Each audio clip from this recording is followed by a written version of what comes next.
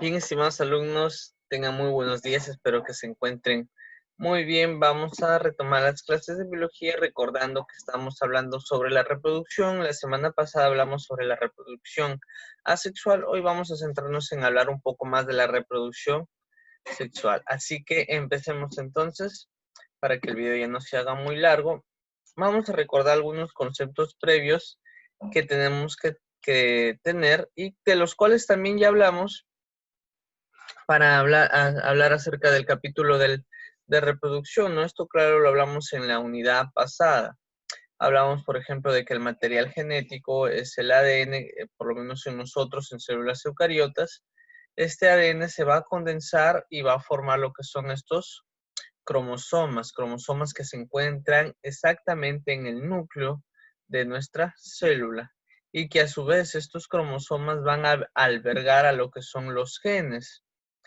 Y recordamos que los genes son las unidades de herencia, los genes son aquellas unidades donde nosotros vamos a transmitir estas características que se heredan de generación en generación, como por ejemplo color de la piel, color de ojos, forma de pelo, forma de las orejas, de la nariz, etcétera, ¿no? Todo ese tipo de información se transmite a través de los genes que, repito, se encontraban dentro de un cromosoma. Y aquí miren, aquí hay una imagen bonita del cromosoma donde podemos distinguir que el cromosoma tiene partes, ¿no? Por ejemplo, vamos a hablar de que va a tener brazos superiores e inferiores. A los superiores se les conoce como brazos P y a los inferiores se les conoce como brazos Q. Ahora, a estos brazos que nosotros vemos que forman como una X, se les conoce como telómeros también, ¿ya? Entonces recordemos eso y miren, acá, hablando acerca de lo que vimos la semana pasada en la reproducción sexual, hablamos que solo es necesario un solo individuo para que se siga perpetuando lo que es esa célula. Y en ese caso, un tipo de reproducción asexual nos hace acordar lo que es la división mitótica, que por ejemplo también en la división mitótica o división por mitosis, perdón, solo se necesita un solo individuo. En cambio, en otros tipos de reproducción ya se necesita dos, que es lo que vamos a ver hoy día, la reproducción sexual. Aquí también vamos a recordar algo muy importante, que era que cuando hablábamos, si ustedes recuerdan, antes de iniciar un proceso de mitosis o un proceso de meiosis, hablamos de que el material genético o el ADN se iba a replicar o se iba a aumentar o iba a incrementar, ¿no? Ahora, aquí vamos a ver unas imágenes de cómo surge eso más o menos. Miren, por ejemplo, cada célula tiene su material genético, que aquí está, es su ADN, miren. Aquí está el ADN, por ejemplo, de esta niña o de ustedes. En todo caso, también pueden ver, este es su ADN. Este ADN se le va a conocer como ADN parental. Cada una de sus células tiene este tipo de ADN, tiene ADN, como vimos, ¿no? Ahora, para replicarse y aumentar, miren, vamos a ver que estas dos hebras que forman una cadena se van a separar, miren. Separo por acá una, por acá separo dos. Y que a su vez van a servir de molde para poder formar dos nuevas cadenas de ADN que van a servir como moléculas para el material genético de cada célula hija resultante, ¿no?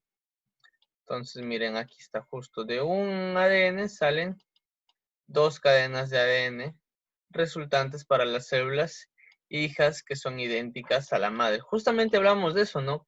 Que las células hijas iban a ser idénticas a la madre.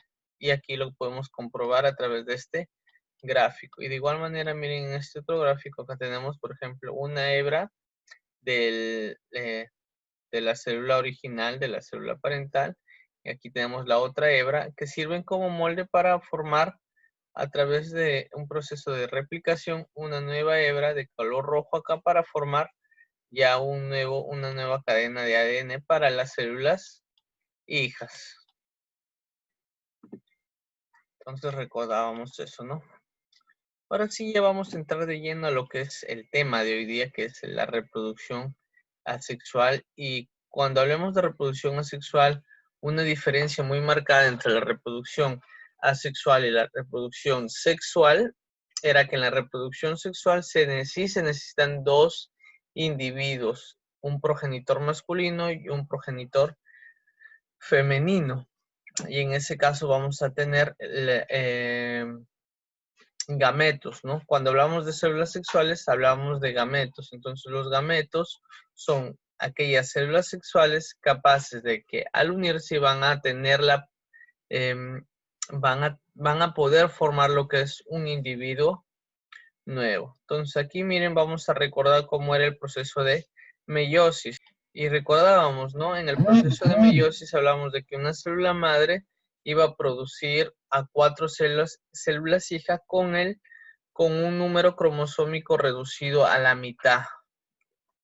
Entonces, diferente a la mitosis, también recordábamos eso, que en la mitosis, por ejemplo, iban a dar células hijas con igual material genético. En cambio, en la meiosis se reduce a la mitad.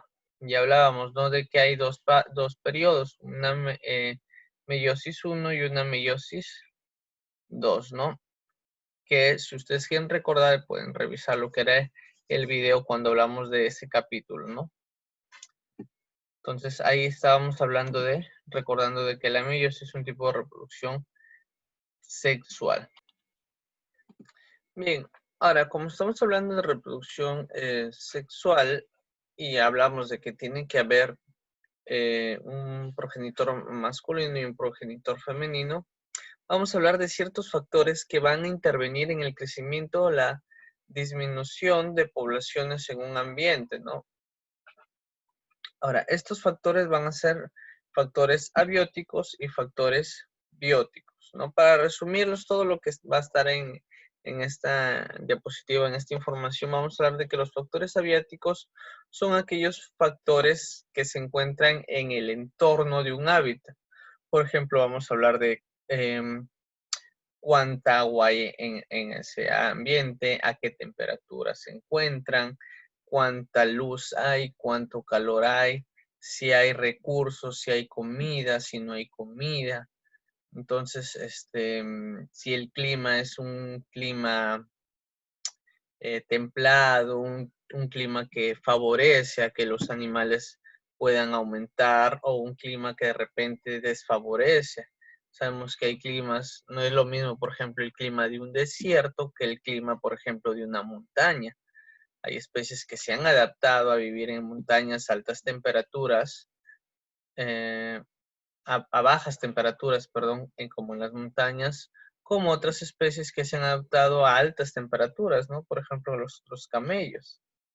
Ahora, estos factores van a ir facilitando que las especies se puedan reproducir, de esta manera puedan aumentar su población, como también estos factores a veces pueden perjudicar y hacer que las disminuciones de las poblaciones disminuyan, ¿no? O que bajen.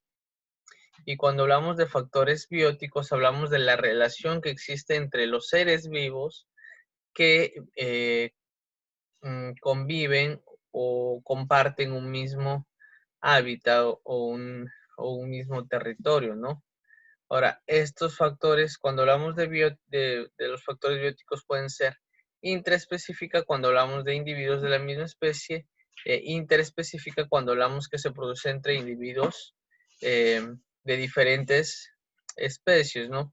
Por ejemplo, una relación interespecífica es cuando, por ejemplo, vamos a ver dos individuos de diferentes especies, por ejemplo, algo que de repente se les va a hacer curioso y de repente algunos saben, hay algunas relaciones como de simbiosis, por ejemplo, entre el rinoceronte y un ave del África muy pequeña, donde el rinoceronte va a trabajar o va a convivir conjunto de esta ave y ambos se van a ayudar. Por ejemplo, esta ave le va a ayudar a limpiarse. Bien, entonces ahora vamos a ver que la reproducción sexual ocurre en tres procesos diferentes, ¿no? El primer proceso de ellos es, uno de los más importantes también es la gametogénesis. La gametogénesis va muy de la mano con lo que es la meiosis, ¿no? Porque interviene ahí. Y cuando hablamos de la gametogénesis, hablamos, miren, separamos dos términos.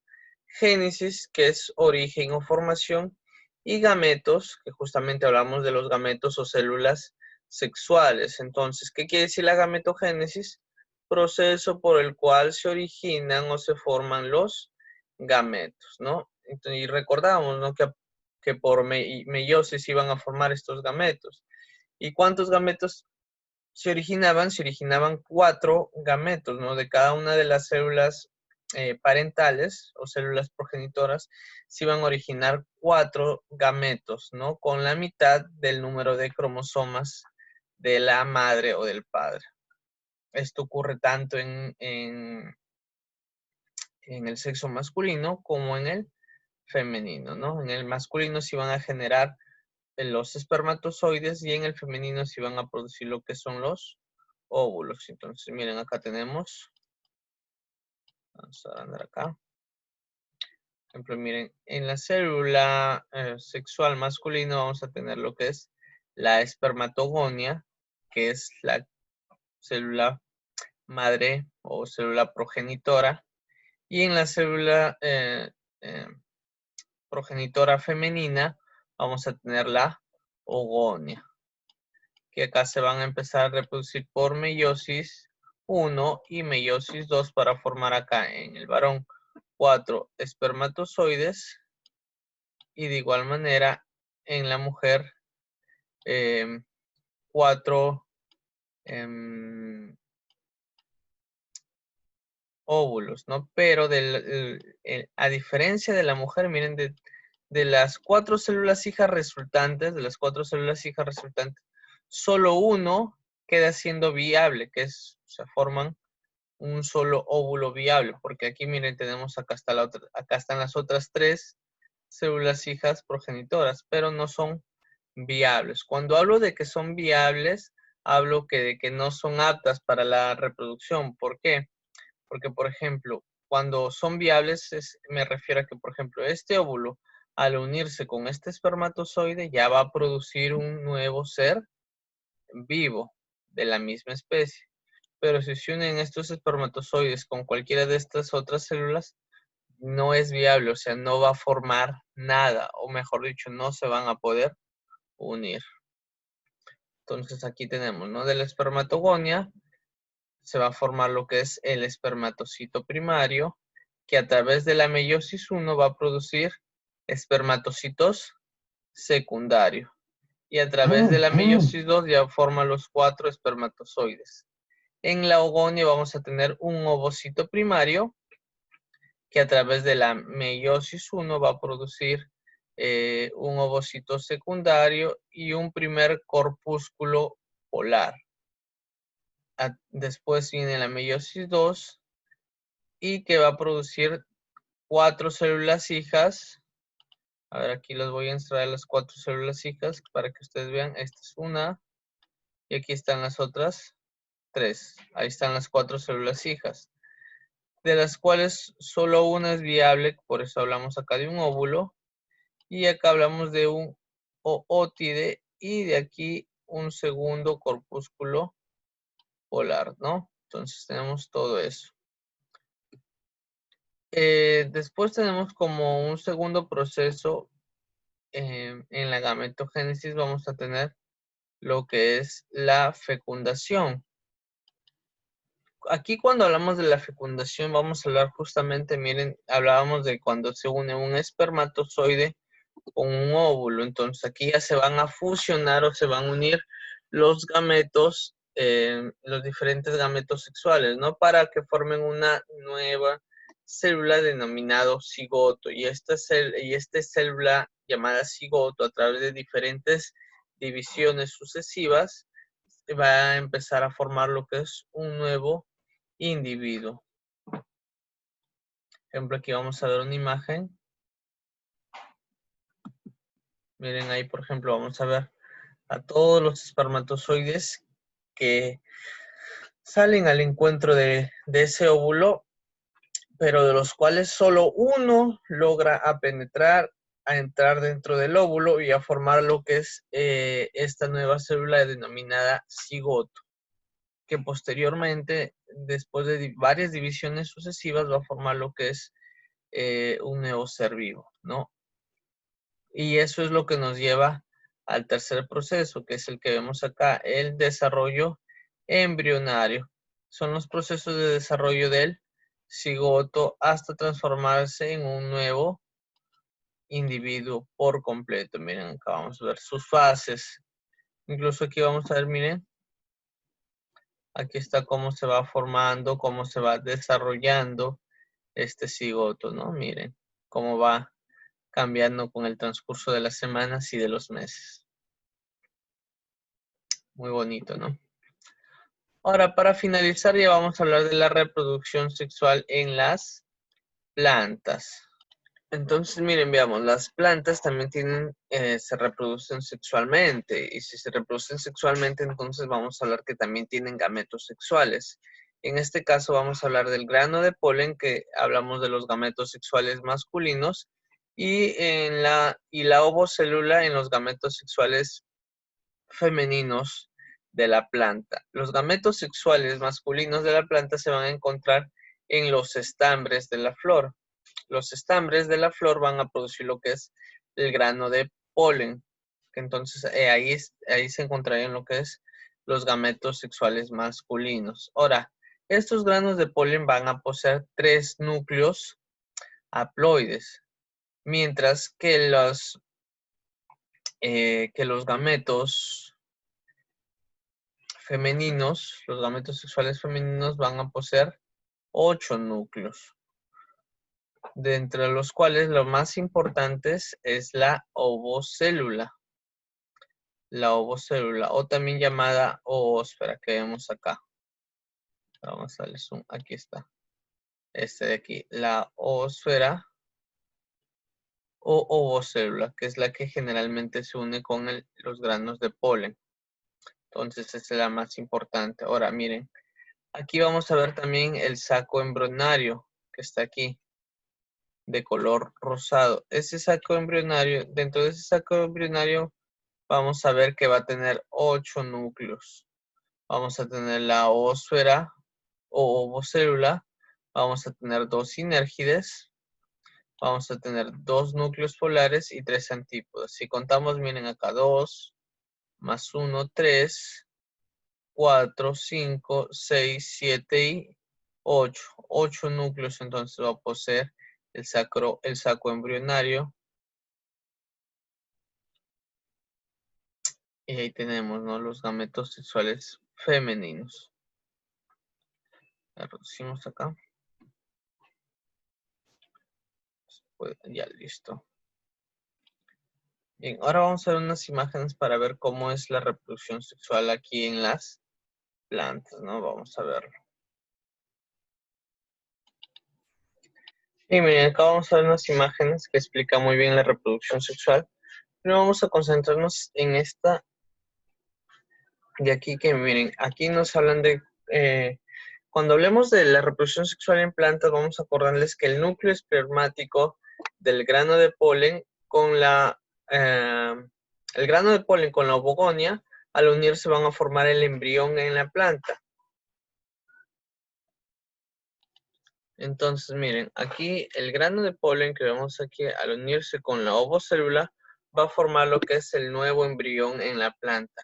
Ahora, recordamos que en la parte femenina vamos a tener varios núcleos. Por eso el tercer núcleo va a generar lo que es un tubo polínico. Miren, acá vamos a ver el tubo polínico. Ahora, este tubo polínico, ¿por qué se forma? Este tubo polínico se forma con la finalidad de que permita lo que es el paso y el transporte de los 2 núcleos espermáticos que van a generar el embrión.